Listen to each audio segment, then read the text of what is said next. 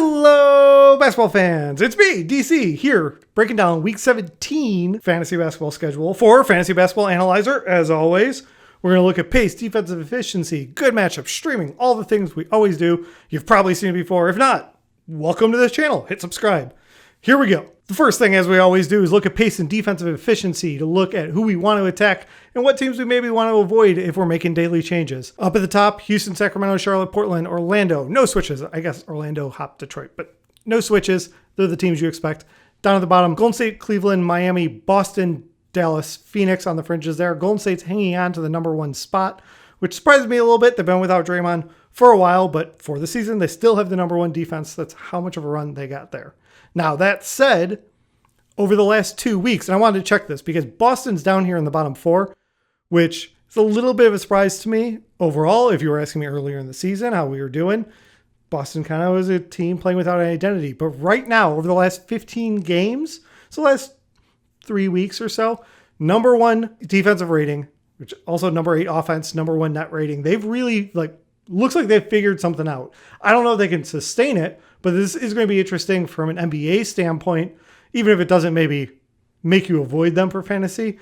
Their defense has really kicked up. Number one defense over these 15 games also brings their season average with their pace, which is a slower pace.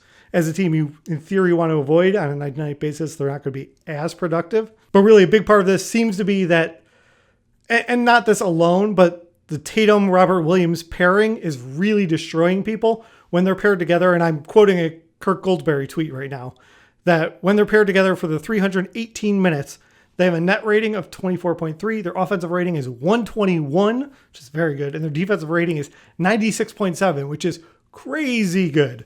Remember, defensive rating, lower the thing, the better. Let's take these numbers and apply them to the Week 17 schedule. All right, the things that should jump out at you. We got 2 teams only playing 2 games, Houston and Milwaukee. In your weekly lock leagues, you got to avoid them. Daily change leagues, hopefully you can work those guys in. Beyond that, we only have 8 teams playing 4 games. So most teams play 3 games, so you don't have to worry about it as much. If you're playing a bunch of 3-game guys, you're not really giving up a ton. Obviously, if you have someone from Charlotte or Chicago or Minnesota, somewhere where you've got those 4-game week, you will have an advantage in your weekly lock leagues. And honestly, for streaming, because there's a lot of low volume days where you can stream guys this week. Looking ahead to next week, this is where, as a person who does these videos, gets a little annoyed with the season. Next week is leading into All-Star break, right? So we've got a bunch of things going on. On the 10th of February is the trade deadline. So things are going to change during Week 17 that we're previewing right now. Some guys are going to move.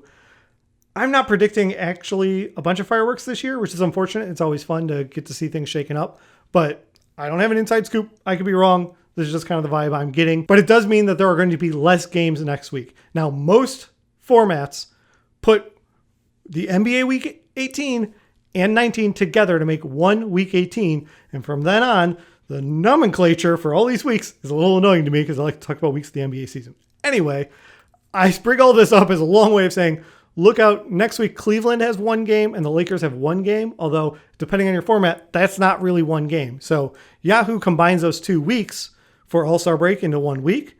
And you can actually, even in a weekly lock league, change your lineup in between. As far as I know, at least in years past, you couldn't do that on ESPN. Most of you guys watching are probably playing on daily change leagues, in which case this doesn't even matter. But be careful with the 1-game week. Don't be afraid by the 2-game weeks. None of the teams have a 1 game on either side of it.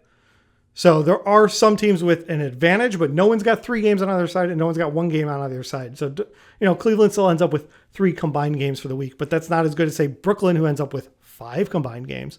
So just be aware of that, but that one isn't as catastrophic as normal.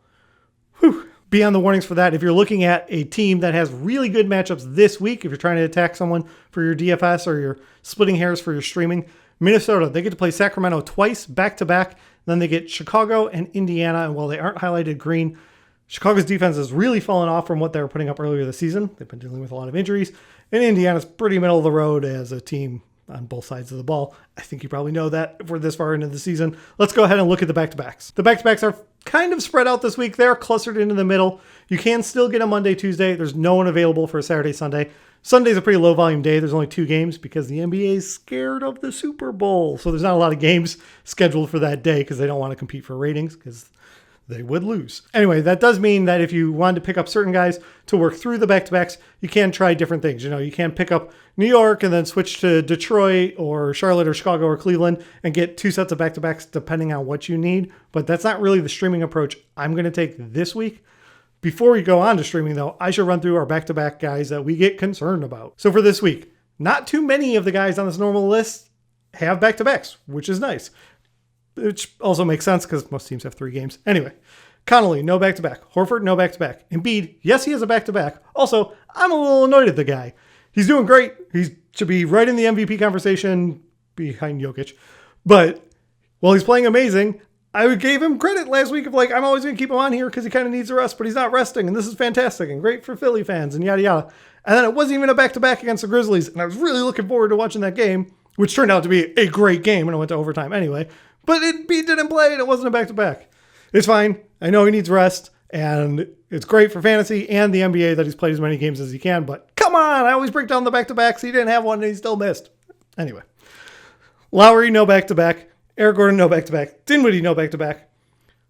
Steph Curry and Otto Porter Jr. I mentioned this and I forgot who it was. I can't give you a shout out. Sorry. But last week I mentioned Otto Porter for waiver pickup. Someone said, keep a lookout because he doesn't play on back-to-backs. So I added him to the list with Steph Curry. But actually, Otto Porter's missed 3 games now. So, yeah. Anyway, they both have a back-to-back. Curry might rest, might not. It's not a guaranteed. They do give him rest games. It's not always tied to the back-to-back. I think it's maybe matchup-based or travel-based sometimes. And Otto Porter's out right now, so it makes it more likely he would rest on a back-to-back if he gets back in time. And then Kyrie, not the back-to-back, but home road splits. He's got 2 away games, so you probably get 2 out of 3 games for him this week. All right, enough of those maintenance updates. Let's go ahead and get to streaming and start talking about some strategy. This week, I almost couldn't decide which teams I liked most to attack from a streaming standpoint. There are so many options. If you look here, so many boxes on this grid. Also, if you don't want to do it just from a screenshot, the link is down below. It's always available to you. Go to my Google spreadsheet. You can save yourself a copy, make any of the edits you want. Anyway, I listed Golden State and Toronto as the best streaming matchups, which might be a little bit of a surprise because I only highlighted 3 of their 4 games. So here's the idea. They both start off the week with 3 games and 4 nights. Golden State gets OKC, Utah, and New York. And then Toronto gets Charlotte, OKC, Houston, especially there. Charlotte, OKC, Houston, you like those matchups. Well, they have 4-game weeks, but I only highlighted the front 3. The idea being if you can get all those games in, 3 games and 4 nights, you can go to someone else for the Friday, Sunday streaming days, right? Oh, I got ahead of myself. I should say, part of the reason the streaming is so good this week is Tuesday, Saturday are the only non-streaming days with 10 and 11 games. Otherwise, we've got 5, 6, 7, 7, and 2. So there's a lot of opportunities to fill some holes in your lineup by streaming through these guys. So with that in mind, Friday and Sunday being good streaming days, that's why I'm kind of want to call attention to Golden State and Toronto. If you get those 3 games and 4 nights to start the week, then you have a lot of options for the Friday-Sunday matchups. Look at Atlanta, Boston, Indiana, Minnesota, who has even more usefulness than that, where you can get people streaming on both of those days. So if you can work a little waiver magic, especially maybe picking someone up this weekend from either of those teams, you could roll into the week, get those 3 and 4 games, and then do a switch to, say, Atlanta or Boston, one of these teams that I already rattled off, with a Friday, Sunday, get on both those streaming days, and then they also have 2 games next week. So it sets you up, if you make a move this weekend, if you have the waiver moves to do that, you can get set up for this week and kind of smooth into the next week. Obviously, this is easier said than done, but there are 4 teams that have that Friday, Sunday, pseudo back-to-back, streaming back-to-back, if you will. It's not a real back-to-back. And since only 4 teams play Sunday total, I think that's really valuable to get you that little push across the finish line and help you win your matchup going into the All-Star break. If we don't want to be that complicated, there's a lot of other options this week. We've got Charlotte, Chicago, and OKC are all second-tier streaming matchups for me. They all have 4 games, 3 good streaming days. They're mostly front-loaded on this week, right? We're talking Monday, Wednesday, Friday attack, and then they've got that Saturday, which is a heavy game day with 11 games, but it is a back-to-back. You don't have to make a move. Maybe you can work someone in there. Similar to them, but a little bit different, so I broke them out. Minnesota. They've also got 4 games, 3 of them on good streaming days, but it's for the second half of the week. So if you don't want to be as complicated and highfalutin as I'm being with, work all these angles. If you pick up someone from the Timberwolves, not only do you have great matchups, Sacramento, Chicago, Indiana, which we talked about already on this video, They have the valuable Sunday game when there's only 2 games, when you're definitely going to have just a pretty blank roster. So I think it's a high value pickup, maybe even more valuable. Maybe they should have been my second tier team, but I thought it was a pretty niche move. It's nice if you can make a move now, because I'm giving you this video before the weekend. That sets you up for a game on Monday. And so they were second, but honestly, at this point, rather than which team you want to go for, it's going to depend on who's available out there on the waiver wire. It's not like you can pick up Anthony Edwards just because you like Minnesota. He's not going to be on any waiver wires. So you do have to look at who's available to use those minutes and actually get you some production. And while I don't have as much to say about it, Utah should also make this list. They do have 3 games in the first 5. They're all on streaming days. Knicks, Golden State, Orlando. They're not great matchups. They're not terrible matchups either. So I bring up Utah just because they deserve mentioning, because they've got 3 good streaming days. But there's a lot of ways to go about it this week, and I encourage you to really get after it before this All-Star break. The All-Star break weeks can be kind of flukely. There's less games. You can win something. You could lose something. You know, people rest unexpectedly, which is true about the NBA in general, but especially about All-Star break. So make your push here to get a good win to go into the All-Star break, which can be a little frustrating, or sometimes it's a walk in the park if you just got good players playing good games. If you got questions, comments, leave them down below. Thank you so much for watching. I will be back this weekend, probably on Sunday, giving you the waiver wire breakdown with some names of how to attack the streaming and some good season-long ads. I'm not too worried about making pickups yet for what might happen at the trade deadline. I'm more interested in winning my games now. That's my general advice.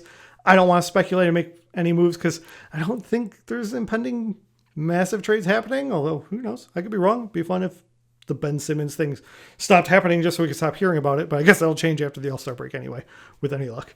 Thank you for watching. Be back this weekend. Go out and win your week. Thank you so much for watching. If you've made it this far, please hit the like button and leave a comment down below. It helps me grow the channel. If you want more videos like this, hit subscribe, or even the little bell will give you alerts, and I'll be back soon with another video for you.